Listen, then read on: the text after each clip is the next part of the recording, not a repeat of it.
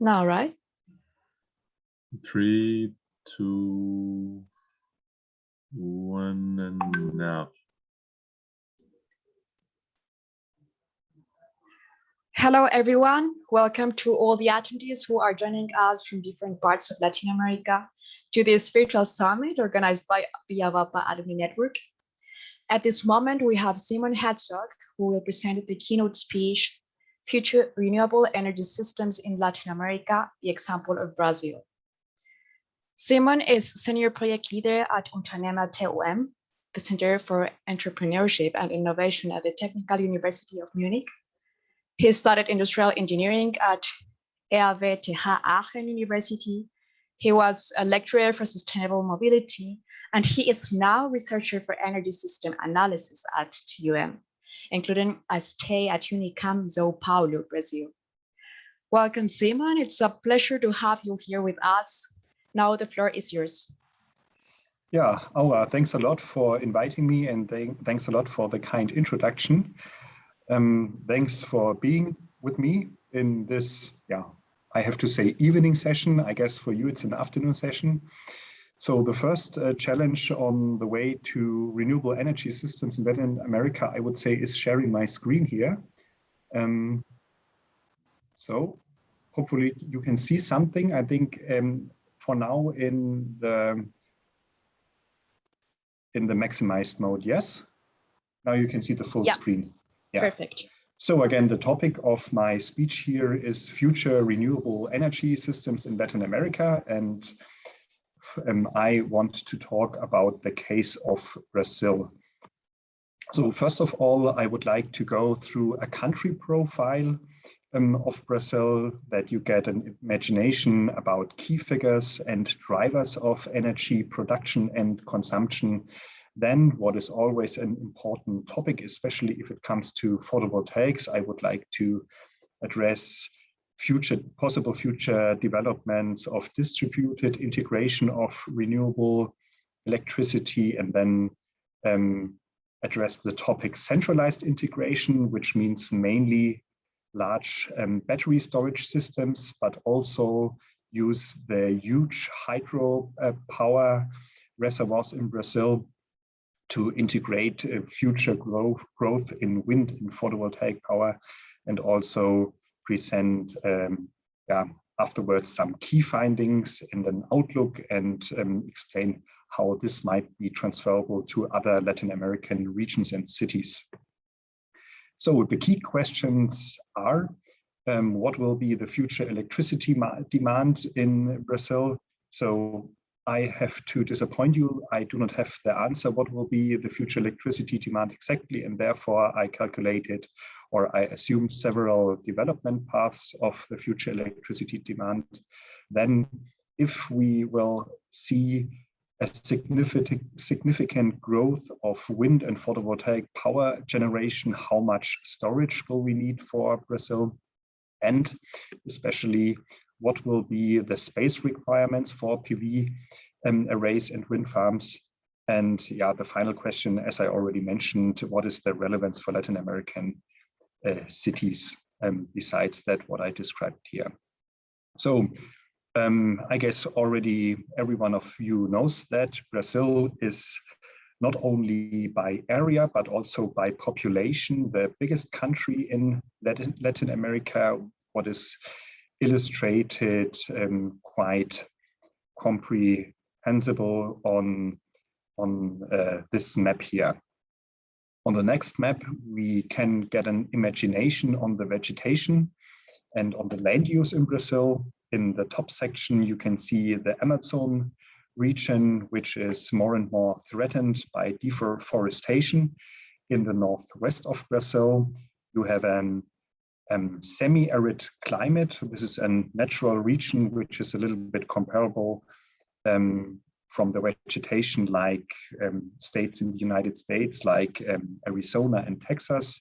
And in the south of Brazil, you have on the one hand some remainings of rainforest, especially here in the Atlantic region, and but also a lot of agriculture land, especially soybeans for feeding animals. But on the other hand, and this is what I would like to address later a little bit more, you have also more than 50,000 square kilometers of sugarcane acreage where fuel for cars is produced. Maybe Brazil is, when it comes to population density, quite diverse. So you can see here for each federal state, the 2016, which should be almost the same like today, the population density of people per square kilometer. And as you can see that, for example, in the Amazon region, almost no one lives there. And these people are also concentrated in some cities. And for instance, in the state of São Paulo, which is by population the biggest state in Brazil, and the state of Rio de Janeiro, where the famous city Rio de Janeiro is in, you have 370 people per square kilometer.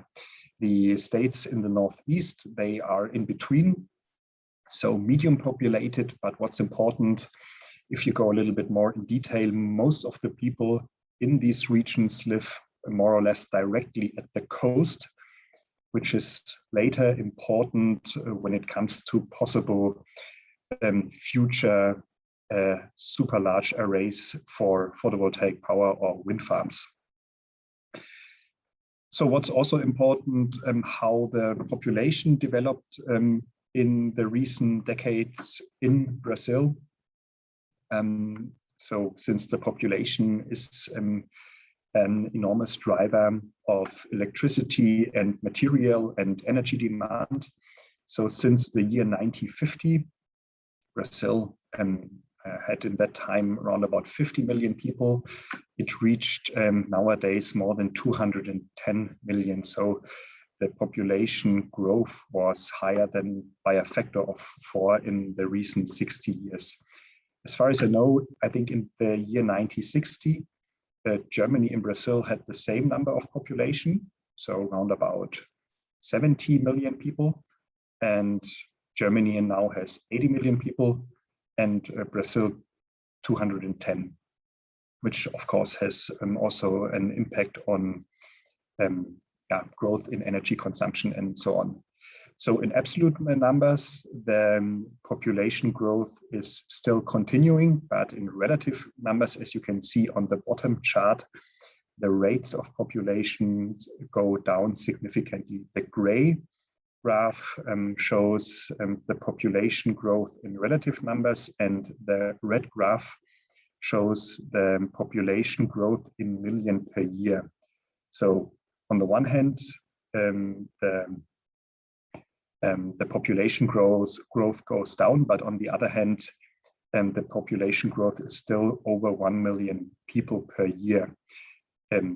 Even you can estimate today, although these data goes only until the year 2015. So when it comes to energy, of course, it's necessary to know what are the most important sectors of energy consumption. And as you can see here, it is the industry sector. The industry sector has the highest relevance, followed by the residential sector and the commercial sector. And it is, of course, here only electricity.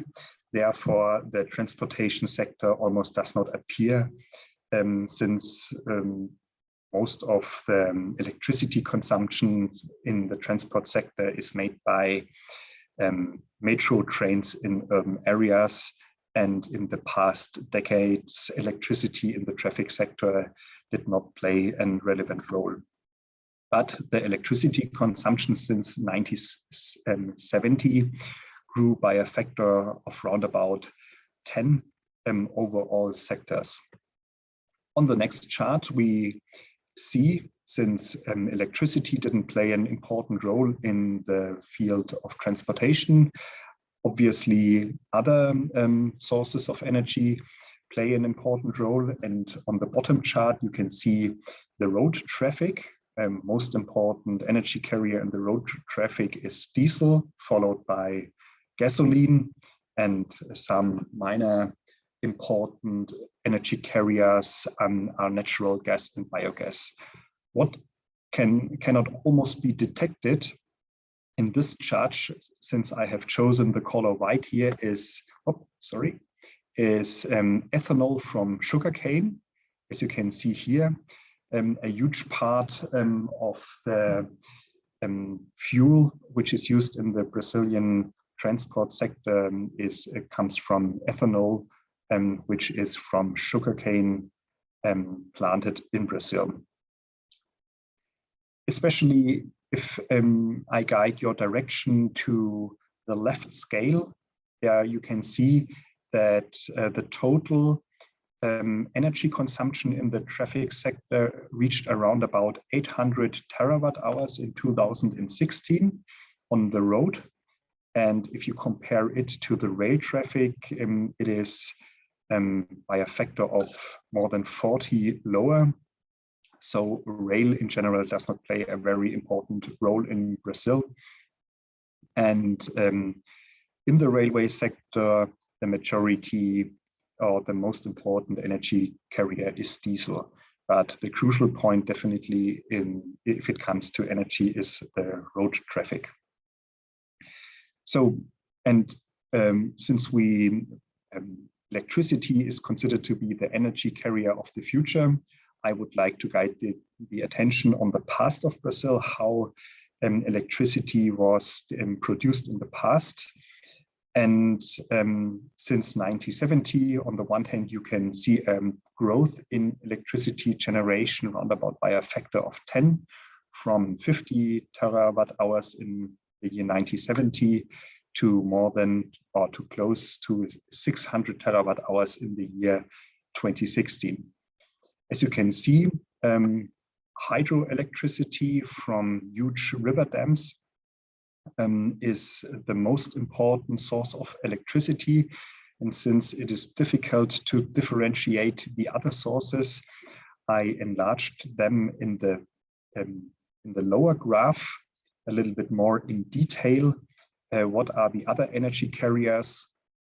And you can see here natural gas, some residuals from sugarcane production, a little bit of wind, which is mainly applied in the northeast of Brazil. Brazil has also 2 nuclear reactors, and some crude oil is also fired for electricity production. And the other energy carriers like liquor, which is also a residual from sugarcane production, they do not play a very important role. But as you can see quite clearly, hydroelectricity is the most important. Wind showed a significant growth in the last year, but before 2016, photovoltaic was almost not detectable here in the mix of electricity. And when we go from electricity to the whole electricity, to the whole energy supply in Brazil, so meaning where does the whole energy come from, then especially dominated by the transport sector, the most important energy carrier is mineral oil, and followed by hydroelectricity, wood for firing kitchens, and also sugarcane in the traffic sector. And the total energy supply grew by a factor of 5 since 2017, which is also a quite significant growth. But as you have already seen, the electricity consumption grew much over proportional. If I guide a little bit further the attention to sugarcane, then what's very important, not so in detail, the yield and the sugarcane production in tons. What I think is very important is the space needed for growing sugarcane. It is 50,000 square kilometers, and I will come back to this number later when I'm addressing the space needed for a future energy system, mainly relying on photovoltaic power and wind So again, these 50,000 square kilometers, they produce mainly what I highlighted here of sugarcane production. So in general, the preconditions for Brazil are not only for sun, but also for wind extremely good. In contrast to many other countries in the world, especially in the coastal regions, and the Brazilian coast is very long. You have very attractive full load hours or capacity factors for applying wind power. As you can see here in the Northeast, more than 3,000 full load hours. Due to my investigations in the Southeast, which is a region with the highest population density, it's a little bit less than 2,500. And in attractive locations in the South, you have a little bit more than 3,000 full load hours. And in a comparable way, very good solar radiation potentials, which is later important if it comes to calculation of economic profitability of photovoltaic system. One note in this case here, the worst, or in the south of Brazil, the solar radiation potential is the worst for Brazil, and the worst location in Brazil is even round about 20% better than the best in Germany. So I have later a comparison between Germany and Brazil on the total installed capacity of photovoltaic power, and therefore this number has a certain relevance. When you take and when you assume a photovoltaic price of 1,000 US dollars per kilowatt installed photovoltaic capacity and interest rates of 9%, you reach, depending on the location in Brazil, electricity production costs, meaning levelized costs of electricity between, let's say, 5 cents at the best locations. So these numbers are US dollar cent, and at the worst locations, 7 cents per kilowatt hour. And if you assume that the price for PV systems will drop in the future, then the range is between, let's say, 2 or 3 cents per kilowatt hour of electricity produced by photovoltaics up to 4 cents. So especially if you compare this with the electricity tariffs of 2018, the conditions for photovoltaics are super attractive. And yeah, this leads to the thought or to my conclusion that the official operator or the official numbers of the national grid operator, that they underestimate the future growth of photovoltaic power. So in 2021, I think in June, I made some research on these recent numbers here. And as you can see, solar power contributed. So these are centralized grid connected solar power, around about 4 gigawatts. And due to these numbers, it is estimated that until 2025, it will grow to 5. I recently read that the real numbers are higher than what you can find here in that table. So let's say it's a little bit less than 5 or 10 gigawatt in 2021. And one can estimate that the growth will be significantly higher than these official numbers by the national grid operator. So this is especially important when it comes to the comparison between Brazil and Germany. We now take the numbers of the year 2020. No matter which source you take directly, in every case, the total installed photovoltaic capacity in Brazil was in 2020 less than 10 gigawatts. And despite the fact that the solar radiation in Germany is so bad, Germany already had, by the end of 2020, 54 gigawatts installed in Brazil. So what can one assume? There will be a huge growth, especially for photovoltaic in Brazil in the future. So, what is a pre-summary? You can see we have in Brazil ongoing population growth, which is also a driver for electricity consumption. We have growing consumption per capita of electricity, especially if the people in the future substitute a conventional powered car with an electric car, and also more and more people buy air conditioning systems for their homes and so on. There are very attractive economic and meteorological potentials for photovoltaics and wind. So there will be a stronger growth compared to the official projections. And if more and more fluctuating renewables come into the system, there is a further need for integrating them. So for bringing supply and demand together.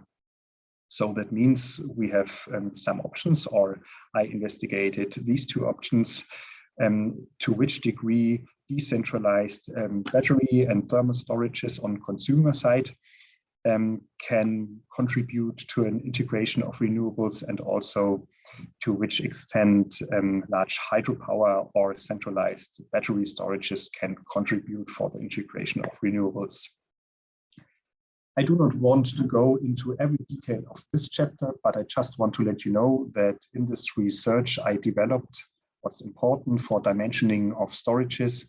I developed residential load profiles, which considered the following input data: an annual average and daily load profile, and also the load profiles for households, since they are very often influenced by air conditioning systems and so on. They also consider the ambient conditions, the humidity, and so forth. And what were the outcomes I created, or I calculated for the 5 most important or statistical regions which have different climates. So the north, where the Amazon region, where the Amazon rainforest is, for the northeast, for the central west, and the southeast. In the south, load profiles with the following characteristics: 8,760 hours, 5 regions. They are weather dependent, and they differentiate the electrical load coming from water heating, from air conditioning, and from other devices which cannot be shifted, such as television. For instance, you do not want to make television or cooking dependent from the outside conditions. And yeah, here in brief, I used an approach considering residual load for storage sizing. And if you only take the batteries, then that was the outcome of an average day. And I did not consider off-grid systems here for that, but to which degree, if you apply or if you equip the homes with battery systems, to which degree they can be can supply their own demand on a decentralized way. Since batteries need precious materials and are also expensive, and in the end you need in a lot of cases hot water or cold water. Hot water, for instance, for showering, and cold water, for instance, for air conditioning. I also investigated hot water and cold water storages, which can be an economic, attractive solution. And I found out that you can cut home battery storage capacities at least by a half when you apply thermal storages. On the other hand, it increases to a certain degree the complexity of the systems. And I need to go a little bit quickly through that, but what you can find out, depending on the prices for batteries and PV systems, you can also find super attractive conditions for decentralized battery systems, in contrast to the present electricity supply costs.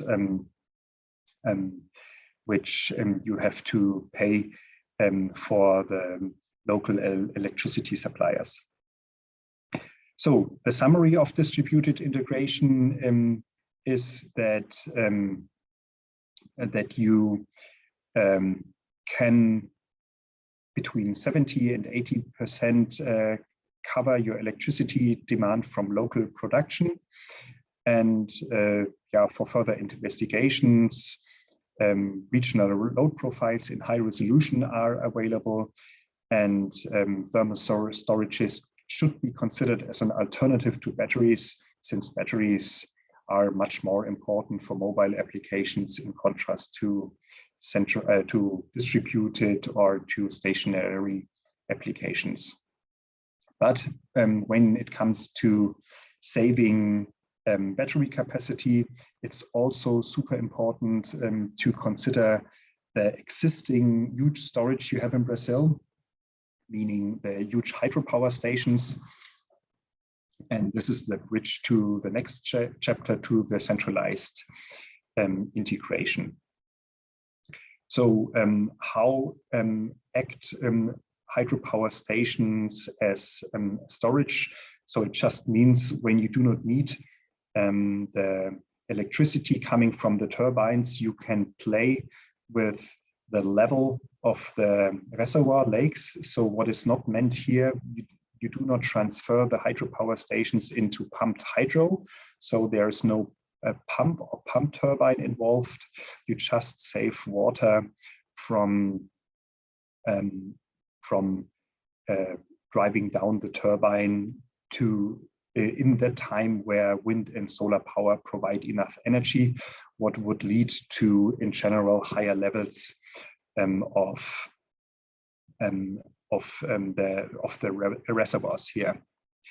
And so in general, what's very important is that Brazil has spread almost over the whole country, especially in the areas where with the highest population, that there are many large hydropower reservoirs, which are to a certain degree optimal for electricity integration.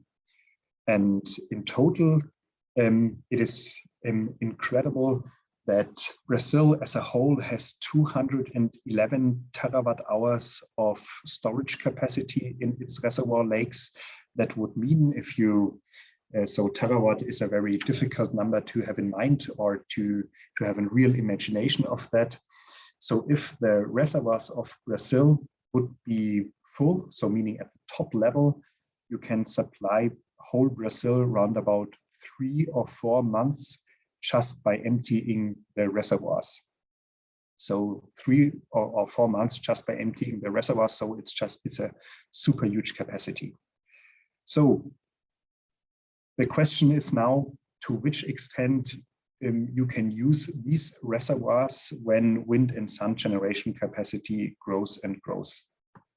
I used a model for that, which is called UPS, a linear optimization model, which was developed around about 20 years ago. So not by me. I applied it, or I further developed it mainly for the case of Brazil. So it was developed on several universities in Augsburg and Munich in the last 2 decades, and I applied it and further developed it here for the case of Brazil. So meaning a 4-zone model, which is quite similar to the present structurization of the of how the national grid operator structures Brazil by his own. I also considered approximately the transmission capacities in between the Brazilian regions. And on the following slides, you can find a brief structure. On the left side, the input characteristics, on the right side, the demand, and also every region is able to exchange electricity with other regions. Yeah, please let me know, please contact me if you would like to have further details on that, and we can go into a deeper conversation. But for now, I would like to go a little bit quickly through that so that we have a little bit more time for discussion. You can also, depending on droughts, you can give the hydropower electricity a certain price, and there are many more features. In general, so what's super important here, I compared the optimization results, the real data of 2017 with my optimization, so as a calibration of the model. And here on the left side, you can see the real data. On the right side, the optimization of 2017. And since the outcome does not differ by more than 1%, one can also say that the projections for the future, meaning a future with a growth of electricity consumption by a factor of 2, 3, or 4, that these outcomes can be considered as credible as well.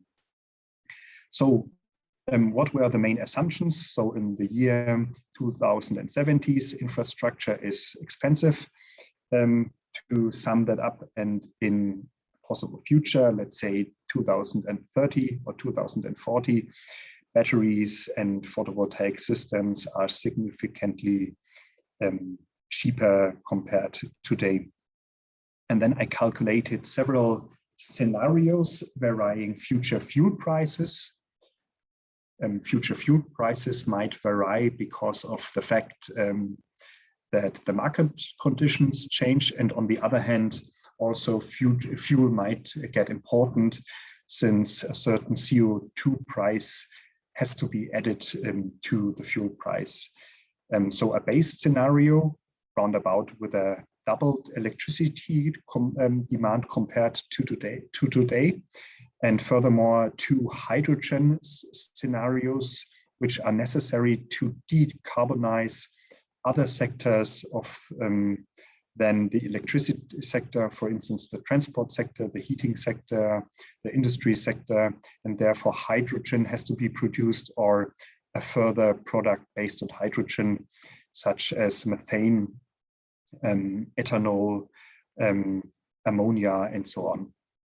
And I write here so as that you can have an understanding of the few upcoming results. I divided here or I made scenarios here varying in 3 steps: the fuel prices and the battery prices, and named the scenarios in that way. Sounds a little bit complicated, but I can share the slides with you later that you have further, and that you have time to go deeper into that. So also I go now through that. I also investigated different flexibilities of the hydropower stations, since the flexibility might change in the future as well. And I calculated for every scenario the total power production, the installed generation capacity, the battery storage by scenario, the total power generation, how volatile the hydropower is operated, and if the transmission capacity has to be expanded or not. And what you can see, for example, that despite doubling electricity demand over almost all scenarios consist of 85 or more share of renewables, and in every scenario wind and sun has a share of over 50%. And there are scenarios which, like here, the scenario above, where you can make the integration mainly with existing thermal power and existing hydropower, so no need for extra batteries to integrate renewables if you have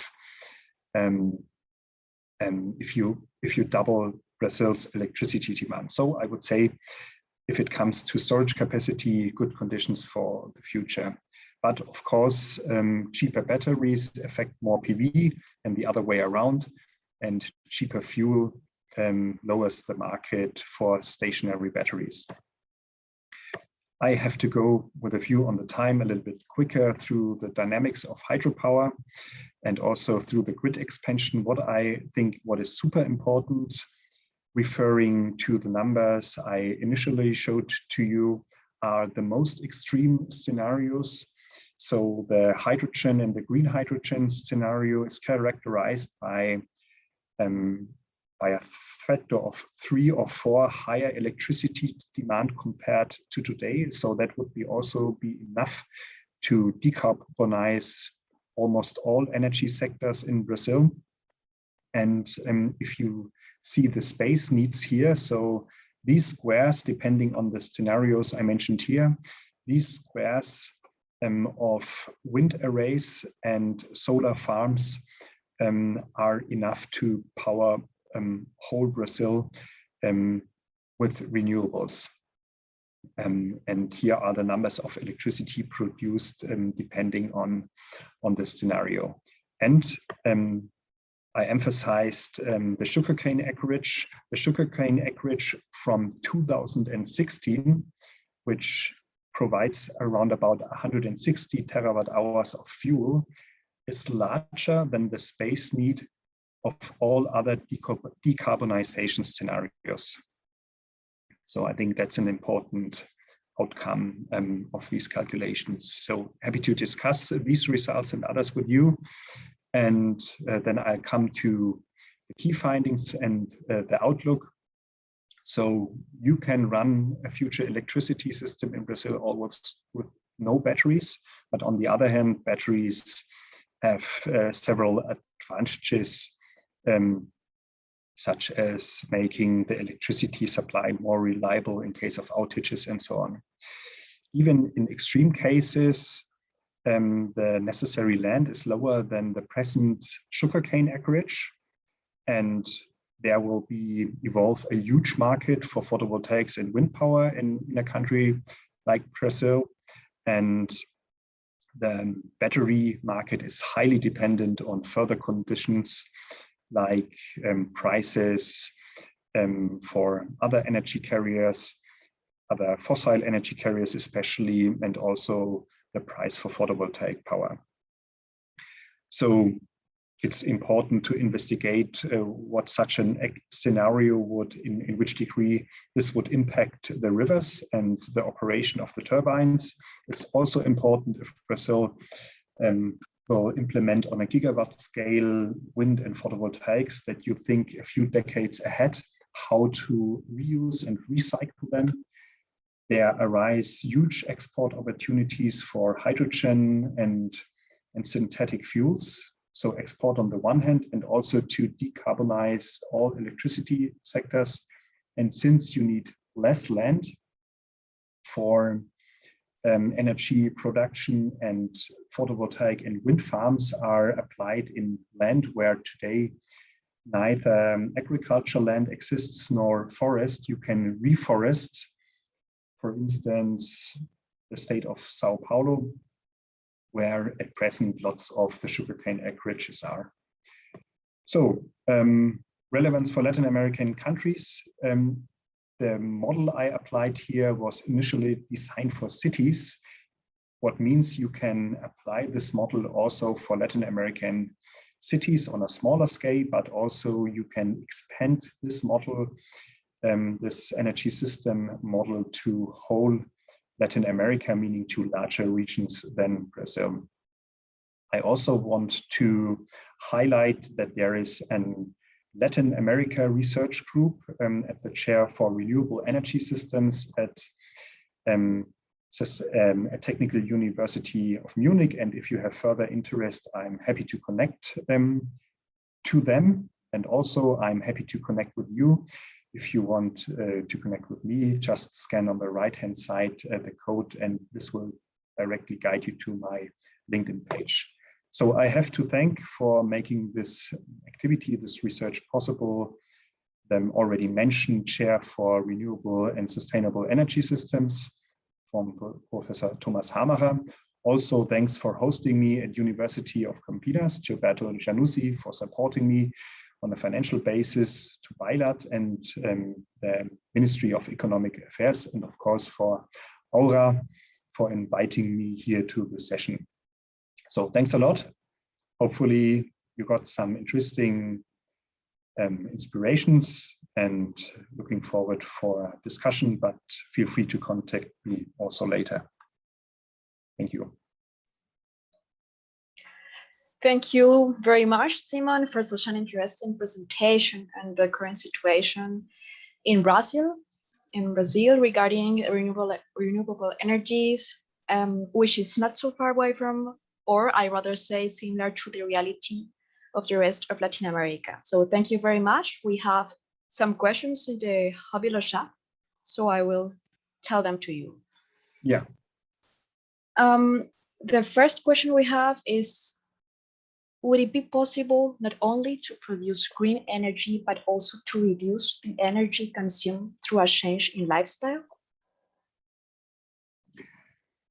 Yeah, so I would say from a German perspective, it is a little bit difficult to say or to recommend average Brazilian people to change the lifestyle to reduce energy consumption, since I think the per capita consumption of average Brazilians is by a factor of 4 lower than the average consumption in Germany. So this question should go to countries like Germany. So if we would reach the Brazilian per capita consumption, then we have in Germany to reduce the energy consumption by 60 or 70%. So of course, if the lifestyle changes, I'm also active in promoting cycling, especially in urban areas, of course. Then if you do not use cars for short trips, if you redesign buildings that even in hot times that they do not need electricity for air conditioning and so on, I would say you can have a comfortable life without consuming electricity all the time. But on the other hand, I assume that with growing welfare, the per capita consumption will likely rise in a country like Brazil. And I think the same applies also to other Latin American countries. Thank you very much, Simon, for your answer. We have another question from David Quintero. Yeah. He says, although this question is a bit off from the topic, do you know which political positions are assuming Latin American countries to avoid exploitation of natural resources for the production of electric vehicle batteries?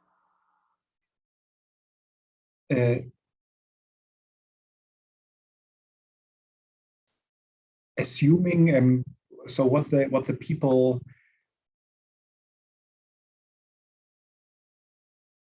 So I have to say I do not know the political positions to avoid it, and I do not exactly know. For instance, Bolivia is super important for lithium production, and I do not exactly if the majority of the politicians in Bolivia, if they consider this as an advantage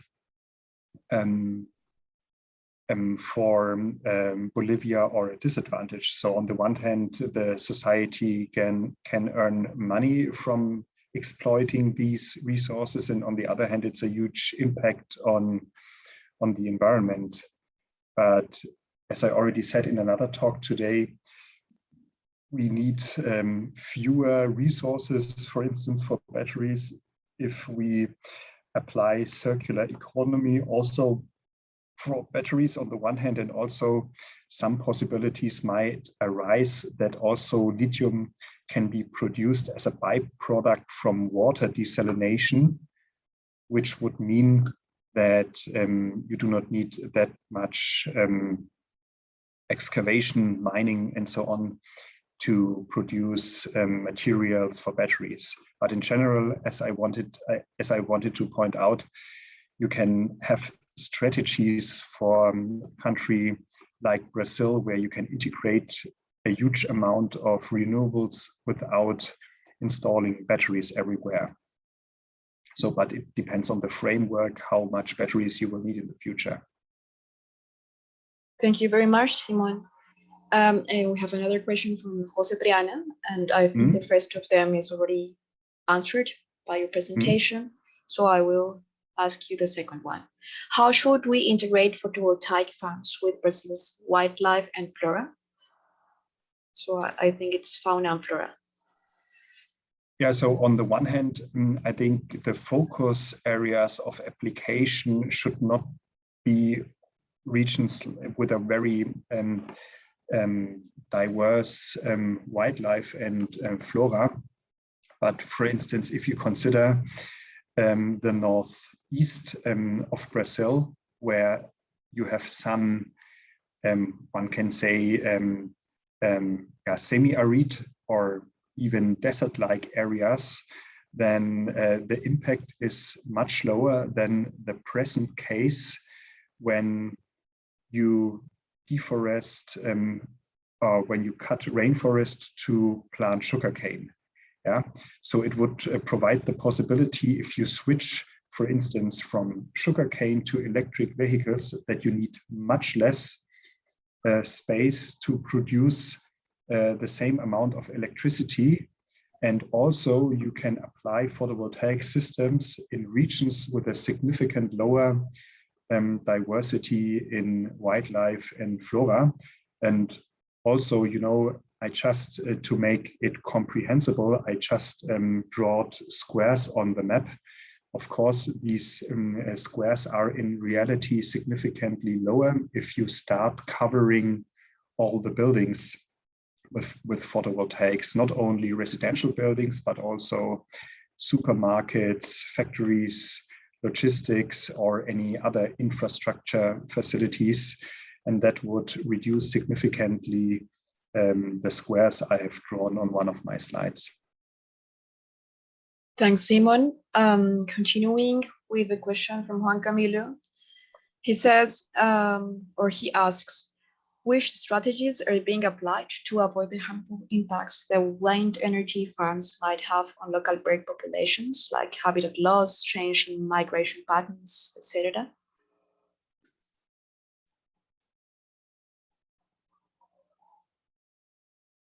Yeah, so in Germany, for instance, there is usually conducted some kind of an ecological assessment that, for instance, wind farms are not constructed in regions which are super important or traveling routes of birds.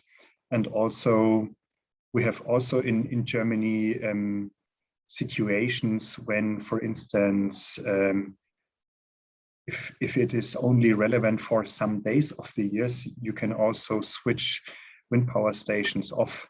Yeah, so that would possibly reduce the power production for 1 or 2%. But if for instance the activity of animals is especially has a certain peak in only a short period of the time, then one can find a solution to mitigate the impact on birds without making the construction of a wind farm as a whole impossible. And in general, so if one consider other options, for instance, a significant enlargement of hydropower dams, as you might know, if that would be the option, that we increase hydropower production on a comparable scale like I sketched here, then that would also, or not also, that would lead to flooding even on a larger scale of land with a very high biodiversity. For instance, if you construct new hydropower dams in the Amazon region. So if you construct wind farms in regions with a relatively low biodiversity, then the impact is not zero, but significantly lower compared with hydropower stations in the Amazon rainforest. Thank you very much, Simon, for that answer. We conclude this series of questions with Byron Calvache. He asks, does Brazil have some kind of demand response programs defined to induce customers to reduce or shift their consumptions?